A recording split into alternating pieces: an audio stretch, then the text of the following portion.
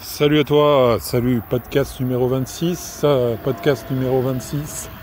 ça fait longtemps que j'ai pu tourner un podcast, il faut dire que j'étais très occupé ces derniers temps à automatiser des podcasts, c'est-à-dire gérer des articles et les transformer en bande son. Et ce soir je voulais te faire vraiment un podcast full valeur, un podcast où je monte pas ma tête. Alors déjà pour les gens qui vont se demander c'est quoi la raison, pourquoi je ne monte pas ma tête, parce que comme je l'ai maintes fois expliqué, tout simplement je marche de nuit et tu vois j'ai pas une bonne caméra pour me pour me filmer, je suis en pleine cambrousse là, donc c'est un peu compliqué.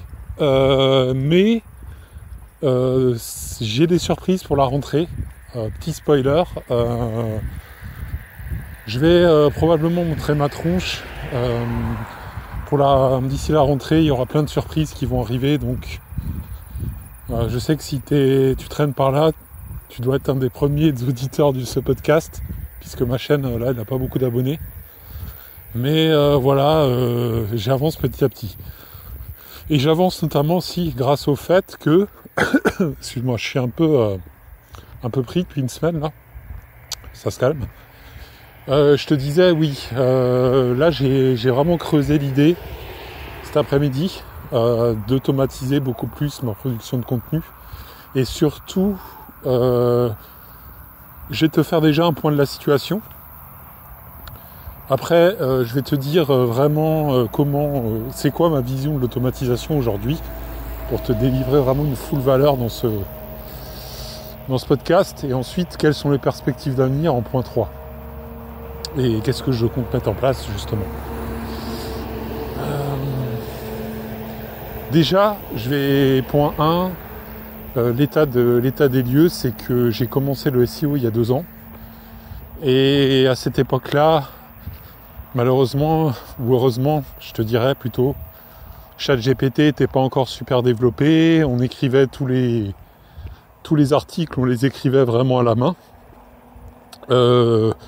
Il se trouve que j'ai commencé par le parcours vraiment de base, formation à 3000 € dans l'affiliation. J'ai fait plus d'une trentaine de sites, j'ai écrit beaucoup d'articles à la main. Bref, 90% de ce que j'ai testé a échoué. Il y a peut-être 10% de ce que j'ai vraiment testé qui fonctionne aujourd'hui. Et surtout beaucoup d'échecs, mais beaucoup d'apprentissage également. J'ai foncé tête baissée.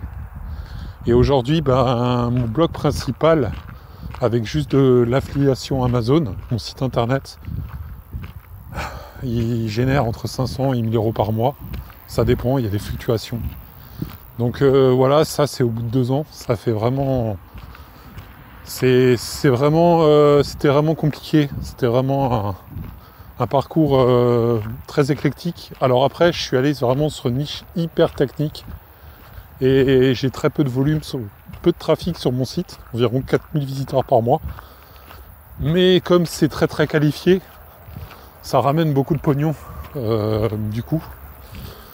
Et oui, c'est sûr que si tu te places dans l'ultra niche, là c'est jackpot. Et en plus, ça demande beaucoup d'expertise. Alors, je voulais te dire ça parce que l'expertise, c'est ce qui va nous sauver dans les années à venir. Si tu fais de n'importe quoi, n'importe quel domaine d'activité, mon conseil, ce serait d'aller dans l'ultra niche, vraiment te spécialiser dans quelque chose et pousser le truc à fond. Et surtout, et c'est là où je vais en venir, fais pas l'erreur comme moi, au début j'ai rien documenté parce que j'avais honte et j'avais un peu ce sentiment d'être nul face au SEO, notamment quand je voyais des posts, des courbes de GSC qui montaient, des mecs qui faisaient 10 000 € par mois, ça m'intimidait et j'étais bloqué dans ce processus. Voilà, c'est pas que j'avais honte, mais j'avais un sentiment comme ça que j'étais pas de leur catégorie et que j'allais pas coller à leurs attentes. Et si tu veux, ce qui s'est passé, c'est que j'ai jamais accroché à la communauté SEO. J'étais même à un event SEO, donc je citerai pas le nom parce que ça n'a aucun intérêt et moi je suis pas là pour dézinguer les gens. Moi c'est pas mon but sur ce podcast. Mais quand je te parle un peu de cet esprit de consanguinité française, j'ai eu l'impression de ne pas être à ma place et pas de networker et pas rencontrer les personnes que je voulais. Et d'ailleurs c'est pour ça aujourd'hui que j'ai commencé à faire tu vois, ma chaîne, parce que je me suis dit, là il faut se mettre en avant, il faut être visible, pas pour faire le show, mais vraiment pour connecter avec des gens qui ont le même mindset, qui ont un tel esprit, qui veulent entreprendre, faire quelque chose de leur vie. Tu vois, là, moi j'ai presque 40 ans, ça fait 7 ans que je suis dans la galère, mais j'ai pas étalé ma vie, je m'en fous. Mais c'est pour te dire que je commence à tout doucement à émerger la tête de l'eau. Mais c'est encore timide, parce que ça a mis beaucoup de temps et il a fallu que j'ai un apprentissage. Finalement, je me suis lancé qu'il y a à peine 2 ans dans tout ce qui est SEO, la création de sites. Ça fait que 2 ans que je suis dans le game. Donc c'est quand même assez récent. Et puis là, j'ai découvert vraiment il y a même, je te dirais en mars dernier, j'ai découvert vraiment le mec qui m'a vraiment scotché, qui m'a foutu une claque, dans le bon sens du terme, on va dire. Et ouais, je te disais que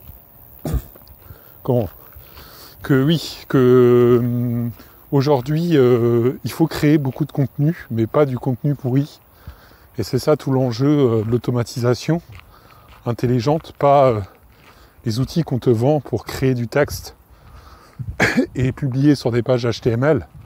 Moi, je te parle pas de ça, je te parle de podcast, je te parle de bande-son ce soir, parce que la vidéo, ouais, c'est déjà autre chose, tu vois.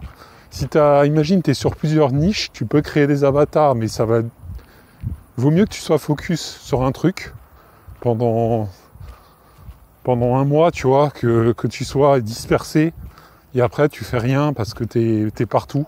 T'es sur 36 projets, ça je le connais, j'ai déjà fait cette erreur.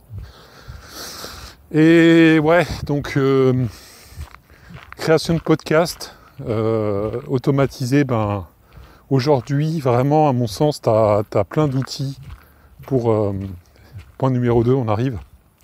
Donc comment automatiser? Quelle est ma vision de l'automatisation? Avant de répondre au point numéro 2, je vais quand même terminer la conclusion du point numéro 1.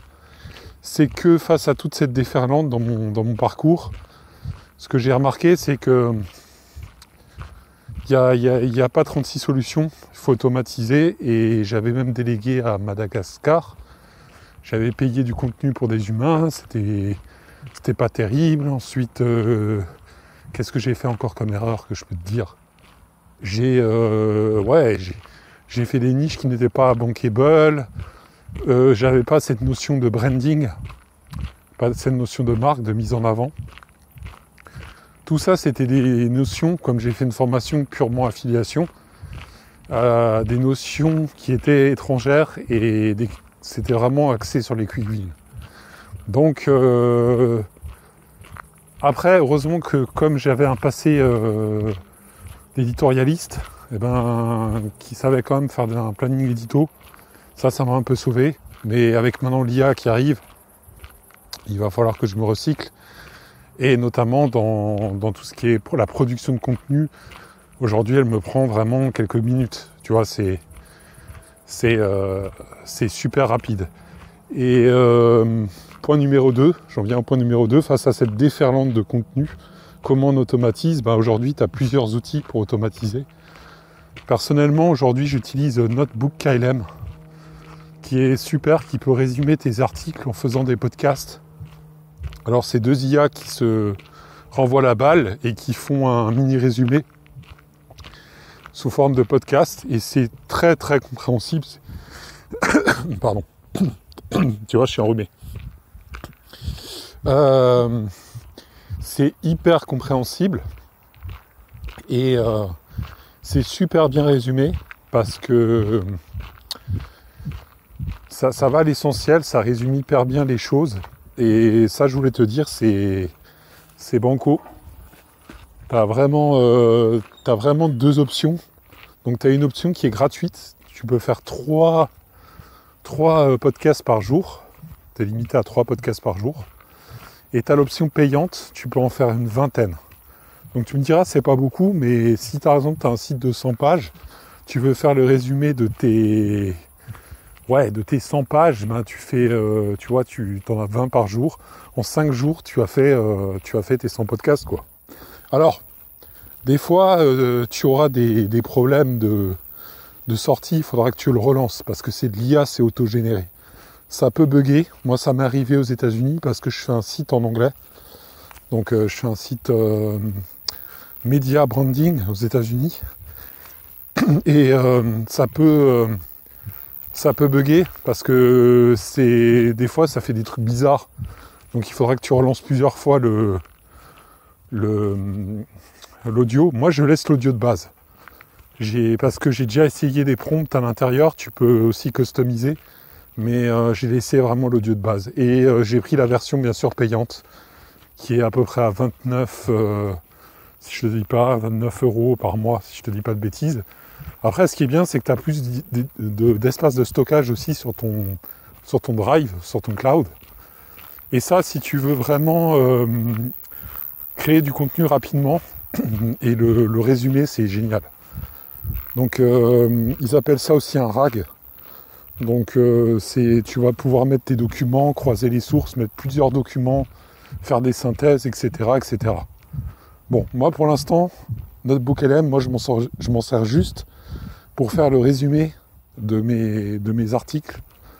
Et puis après, je les mets sur YouTube. J'ai tout un processus qui est super calibré, semi-automatisé aujourd'hui. Pas encore tout full automatisé, mais voilà. Mais après, je te dirais vraiment le deuxième outil que j'utilise, parce que pour créer les podcasts, il faut que tu aies un contenu... Excuse-moi, hein, je vais tousser là. Voilà, c'est terrible. Oui, pour créer les podcasts, il faut que tu aies un outil pour créer du contenu, des synthèses gratuites de très très bonne qualité. Et là, je te conseille d'utiliser Perplexity. Tu vas dans Perplexity. Alors avec ChatGPT+, tu peux créer des prompts, les modifier à ta guise. Il peut t'inspirer pour les prompts. Et ensuite, par exemple, tu lui dis, je veux un texte de 1000 mots sur tel et tel sujet, avec des tableaux comparatifs, une étude de marché, comparaison des prix, des technos, tout ça. Et ensuite, Perplexity, tu vas dans la Deep Search, tu coches toutes les options de recherche, forum, Reddit, YouTube, réseaux sociaux, tout le net. Il va siphonner tout le net, il va scraper et il va te faire une putain de synthèse condensée avec tous les aspects clés. Et ça, après, tu peux l'exporter dans un Google Doc et tu peux l'automatiser directement avec NotebookLM et ça te fait directement un putain de résumé compréhensible, un putain de podcast super. En plus, ce qui est super, c'est que tu peux vraiment aborder des sujets ultra complexes et techniques. Moi, je sais que je suis dans une niche assez technique, 2 niches d'ailleurs, puisque j'ai la niche du machine learning et la niche de je vais pas te le dire parce que c'est mon business, mais voilà, une autre niche. Et ça, c'est vraiment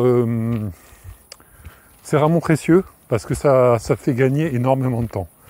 Alors, si tu as ces 2 outils, honnêtement, ça te coûtera 20, 30 plus 50 € par mois. Pour 50 € par mois, tu as une machine de guerre. Après, il faut aussi que tu aies peut-être ChatGPT+, aussi, pour le couteau suisse, pour un peu faire le job de tous les jours, là, pour juste les interactions, mettre les mises en forme. Voilà, donc ça, t'en auras pour 20 €, donc en tout, t'en as pour... Sans te mentir, t'en as pour 70 € par mois. Et franchement, t'as vraiment le top du top pour bosser déjà pour 70 € par mois. en termes de contenu, automatisation. Déjà, avec ça, tu peux aller très loin. Donc là, j'ai repris mon site principal, les4sig.com. Et tu vois, tu l'auras remarqué, j'ai fait ces genres de résumés audio sous les articles. Et en plus, à l'époque, j'écrivais beaucoup d'articles. J'avais besoin de me former, donc en fait, le fait d'écrire, tu vois, je retenais mieux en fait les connaissances. Après, je mettais en pratique sur le terrain aussi ce que j'expérimentais. Mais le fait de faire ça, de faire des mini-synthèses, ça me permet d'assimiler les notions. Et puis après, libre à moi sur le terrain de les tester. C'est du test and learn. Et voilà. Donc du coup, c'est ce que je voulais te dire, les deux outils vraiment à maîtriser pour que tu puisses automatiser. Je vais pas rentrer dans les détails comment tu vas automatiser, sur qu'est-ce que tu dois faire pas à pas, mais tu as déjà une piste hyper intéressante, à mon sens, pour vraiment aller dans ce processus de création, plus de crever en fait, avec tous ces gars-là qui se crèvent à faire du contenu hyper générique, super pourri. Non, des personas, non. Carrément, ça c'est débile, voilà. Et ça m'amène au troisième point, la mini-conclusion de ce podcast rapide, c'est que t'as pas besoin de faire de persona, t'as pas besoin de faire toutes ces merdes qu'on voit tous. Si c'est ton site, c'est toi, tu sais que tu parles à la première personne, tu exprimes tes idées, tu partages ce que tu fais, et surtout, ce qu'il faut te dire, c'est documente. Si t'es débutant, que tu commences quelque chose, tu dis ouais, je suis débutant, je commence ça, voilà ce que j'ai trouvé aujourd'hui, j'ai testé ce machin, j'ai mis en place telle et telle chose, telle et telle action, et ça m'a amené à tel et tel résultat. Mais je pense qu'il ne faut pas avoir honte de montrer un peu ce qu'on fait. Souvent, tu auras peur du jugement des gens, ce qu'ils vont penser de toi, et crois-moi que sur le net, c'est pas aussi rose que les gars le disent. C'est pas aussi rose. Y a beaucoup de zones d'ombre, et beaucoup de gens te promettent des belles choses, des beaux outils, mais en fait, derrière, ils vendent du vent. Donc, si tu trouves des trucs efficaces, simples, partage-les, parce que les gens te seront reconnaissants et tu pourras commencer à fédérer des personnes autour de toi. Et la vision que j'ai du truc, c'est que faut pas hésiter à s'ouvrir aux gens, parce que tu peux t'ouvrir des opportunités, tu peux t'ouvrir des choses devant toi, ouais, c'est ça. Donc surtout, il faut être à l'affût de ça. Et la vision aussi, c'est avec 70 € par mois, tu peux vraiment déjà automatiser pas mal de choses. Après, bien sûr, tu pourras aller plus loin. Mais disons que si tu es créateur de contenu, faut pas t'éparpiller, quoi. Faut essayer de rester focus sur des choses simples et te fixer des objectifs clairs tous les mois et toutes les semaines et tous les jours d'ailleurs aussi. Mais déjà faire des mini-bilans au bout d'une semaine, après au bout de 1 mois, 3 mois, 1 mois, etc. Ça va permettre aussi d'avancer sereinement, parce que souvent ce qui se passe, c'est qu'on veut tout automatiser, on veut plus rien faire. Donc il faut quand même travailler. Parce que qui dit automatisation, dit publication, tu passeras plus de temps peut-être à publier qu'à générer ton contenu et à repasser dessus. Bien sûr, la qualité de Perplexity aujourd'hui, elle est incroyable. Moi, je pense que pour faire des podcasts, ça suffit. Franchement, tu prends ça, et après tu passes un coup de notebook LM et t'as un podcast super intéressant. Et toutes les vidéos que tu peux voir sur le net, globalement, elles sont très pourries. C'est-à-dire, elles vont mal t'expliquer les concepts. Alors qu'avec ça, tu peux vraiment faire des blogs très didactiques avec des mini-podcasts super bien résumés qui te résument les notions en 5 à 8 minutes en général. Et c'est pas du tout redondant, quoi. Si le mec ne connaît rien au truc, ça explique super bien. Après, c'est à toi d'orienter l'IA pour que ça te fasse des mini-podcasts sympathiques. Et ce qu'il y a, c'est que des fois, j'ai fait des articles où j'avais passé énormément de temps, où j'avais fait un storytelling, où j'avais mélangé Perplexity déjà à l'époque. Parce que moi j'ai adopté Perplexity dès qu'il est sorti. Je me souviens, j'étais un premier quand il était tout sorti. Quand ils m'ont dit ouais, la Deep Search est maintenant disponible, et ben j'ai testé, j'ai tout de suite souscrit, et ça c'était il y a 1 an peut-être. Donc voilà, je connais bien l'outil. Et franchement, c'est de la bombe. C'est de la bombe nucléaire. Et si tu... Voilà. Moi, je te dirais aujourd'hui, si tu veux vraiment cartonner, le mieux, c'est que tu automatises avec Perplexity, Notebook LM, peut-être un autre que je connais pas encore, que si j'ai bientôt un autre outil comme ça, je te le présenterai, enfin je t'en parlerai déjà, parce que je pense que c'est le devoir public d'en parler. Et voilà, et puis après surtout pas tomber dans le piège des vendeurs de liens, je pense, à créer plein de sites pourris qui ne servent à rien ou que personne lit les articles, c'est nul. Non, fais des beaux sites avec du contenu, des éditos très utiles, avec des podcasts pour les auditeurs, ceux qui sont audiophiles. Et puis après, tu mettras de la vidéo par la suite, des petites. Tu peux toujours modifier par la suite, remettre au début. C'est bien déjà de se concentrer sur une structure de page, un peu template. Et puis après, tu pourras toujours agrémenter de petites vidéos, de shorts, etc., etc. Mais déjà, intégrer l'audio, c'est très facile à faire. Honnêtement, ça prend pas beaucoup de temps. Et c'est un plus, tu peux faire du cross-linking. Et ça, c'est déjà un plus, parce qu'au début, tu vas galérer, parce qu'au début, c'est pas si simple que ça. Il faut quand même créer énormément de contenu. Et c'est clair que le blog, c'est quand même... Enfin, le site internet, parce que j'aime pas parler de blog. Le site internet et la base mail. Là, sur mon site principal, j'avais récupéré... là, j'ai récupéré presque 500 emails.